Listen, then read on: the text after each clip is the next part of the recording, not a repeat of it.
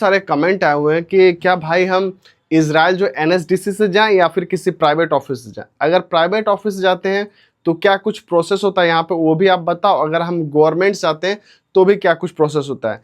क्या requirement Israel का आ रहा है या नहीं आ रहा, वो भी हम बात करेंगे। और इजराइल का रिक्वायरमेंट अगर आ भी रहा है तो क्या वो रिक्वायरमेंट सही है फेक है, वो भी आज हम बात करेंगे। तो चलिए दोस्तों वीडियो को स्टार्ट करते हैं आपका कम वक्त लेते हुए। साथियों आपसे निवेदन है आप अपने से सब्सक्राइब जरूर कर लें।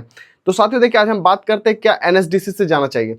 देखिए दो ऑप्शन आपके पास आते हैं कि जिससे कि आप अप्लाई कर सकते हो इजराइल के लिए, एक तो एनएसडीसी और एक प्राइवेट ऑफिस। और भाई बहुत सारे देखो आपको पता वार की वजह से क्या था कि इंडिया का फिलहाल फ्लाइट बंद था, बहुत सारे लोग नहीं भी जा रहे थे, बहुत लोगों का फ्लाइट भी नहीं हो रहा था। हाँ लेकिन जैसे कि मैं आपको बताऊं अपने श्रीलंका से या फिर चाइना से बहुत सारे कंट्रीज से इजराइल जो वर्कर जॉब के लिए गए वो तो जा ही रहे हैं। अब यहाँ पे बात आती है हम इंडियन लोगों की बात, क्योंकि भाई मैं इंडिया में रहता तो मैं इंडियन लोगों की बात पे कर लेता हूँ। तो यहाँ पे आता है इंडिया में जो है इजराइल का रिक्वायरमेंट आना शुरू तो हो चुका है, लेकिन यहाँ पे एक टर्म एंड कंडीशन लागू है। टर्म एंड कंडीशन ये लागू है कि जो भाई इजराइल अभी जाने की सोच रहे हो, तो फिलहाल मैं आपको बता दूं कि जो भाई हमारे जो दोस्त रिटर्नर है, फ्रेशर में है, लेकिन फ्रेशर में उनके पास जो 5 साल 10 साल का एक्सपीरियंस है, फोर्कलिफ्ट ऑपरेटर है, उन लोगों को एक्सेप्ट कर रहे हैं। हाँ 2-3 दिन पहले भी एक रिक्वायरमेंट आया था वेयर हाउस असिस्टेंट को लेके, तो वहां पे वेयर हाउस असिस्टेंट वगैरह के लिए आप अप्लाई कर सकते हो, लेकिन अभी एनएसडीसी में अभी ऐसा कोई रिक्वायरमेंट नहीं आया। प्राइवेट सेक्टर ऑफिस की अगर मैं बात करूं तो यहाँ प्राइवेट से भी आप अप्लाई कर सकते हो। यही चीज़ है, थोड़ा सा उसमें प्राइवेट में क्या है, आपको थोड़ा सा उसका प्राइस अधिक लग जाता है, कॉस्ट उसमें अधिक लग जाता है। एक चीज़ तो अगर आप उससे अप्लाई करते हो प्राइवेट ऑफिस से, तो आपका ये जान लो आप तो आराम से इजराइल चले जाओगे। प्राइवेट ऑफिस में ये चीज़ होता है क्योंकि वो पैसे लेके काम करवा देते हैं और आपको इजराइलो भेज देते हैं। तो सर्विस चार्ज की अगर मैं बात करूँ तो ओपिनियन अपना दूँ अगर, तो ये 4-4.5 के आसपास इसका जाता होगा, लाख तक जाता होगा भाई, हज़ार मत समझना, लाख तक की बात कर रहा हूँ, सर्विस चार्ज जाता है।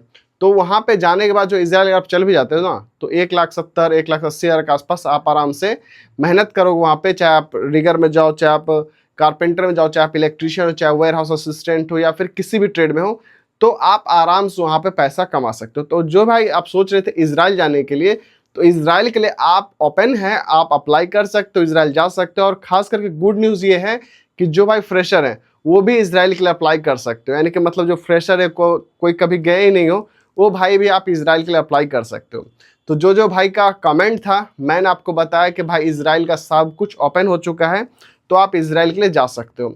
अब बात कर लेते इसमें क्या कुछ और कुछ है। देखिए भाई इसमें 2 चीज़ को ध्यान रखा गया है, एक तो आपकी उम्र, आपकी क्या एज है उसको ध्यान रखा गया है, और आपके पास कितना एक्सपीरियंस आपको उस चीज़ को भी ध्यान रखा गया है। अगर आपका एज 25 साल के आसपास आ रहा है तो आप इजराइल के लिए अप्लाई कर सकते हो। और आप जो है भाई अगर आपके पास अच्छा खासा इंडिया का एक्सपीरियंस कम से कम 5 साल 7 साल का है तो आप अप्लाई कर सकते हो। चाहे आप अगर फोर्कलिफ्ट ऑपरेटर में जाओगे ना, अगर आपके पास उसका फोर्कलिफ्ट ऑपरेटर का आपके पास वीडियो क्लिप है, जैसे आप कोई काम कर रहे हो उसका आपके पास वीडियो क्लिप इंपॉर्टेंट है।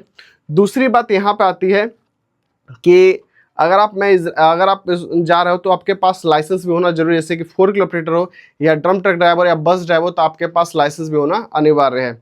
तो आप लाइसेंस आप अपना रखें और तभी आप अप्लाई करें इजराइल के लिए। तो ये जो है ना भाई इजराइल जाने के जो भाई सोच रहे थे कि मैं इजराइल कैसे जाऊं, क्या करूं नहीं करूं, तो प्राइवेट जो ऑफिस हैं, बहुत सारे ऐसे ऑफिस है जो प्राइवेट सेक्टर ऑफिस है जिनको मैं आपको बता देता हूं। हालांकि मैं किसी को सपोर्ट नहीं करता हूं, लेकिन हाँ जानकारी मैं आपके साथ शेयर कर देता हूं, आप एक बार विजिट कर लें। डायनामिक ऑफिस डीएसएस ऑफिस से आप एक बार अप्लाई कर सकते हो, जो कि दिल्ली मदर डेयरी के पास है। दूसरा आपका यहाँ पे है एशिया पावर ऑफिस, जो कि मुंबई में है, आप या फिर एर्नाकुलम में, तो आप वहाँ से भी अप्लाई कर सकते हो इजराइल के लिए। तो प्राइवेट ऑफिस में बहुत सारे वैकेंसीज आए हुए हैं, जो भाई इंतजार में थे कब आएगी वैकेंसीज कब जाएंगे। तो भाई अगर आप अच्छा खासा कमाना चाहते हो तो आप प्राइवेट ऑफिस में भी आप उतना सर्विस चार्ज दे दो, 2-3 महीने में आप उतना कमा लोगे, फिर आराम से साल 2 साल अपना वहाँ पर कमाना, तो प्राइवेट ऑफिस से भी आप अप्लाई करके जा सकते हो। तो ये तरीका है भाई, 2 तरीका है, जो कि एनएसडीसी हमारे भारत सरकार के द्वारा है, या फिर आप प्राइवेट ऑफिस जो कि गवर्नमेंट अप्रूवल है आप उससे भी जा सकते। 2 तरीका मैंने आपको बताया। भाई वीडियो कैसी लगी कमेंट्स बॉक्स जरूरत है, कोई सुझाव है तो कमेंट जरूर करें। मिलते हैं अगले वीडियो में। जय हिंद, वंदे मातरम, राधे राधे जी।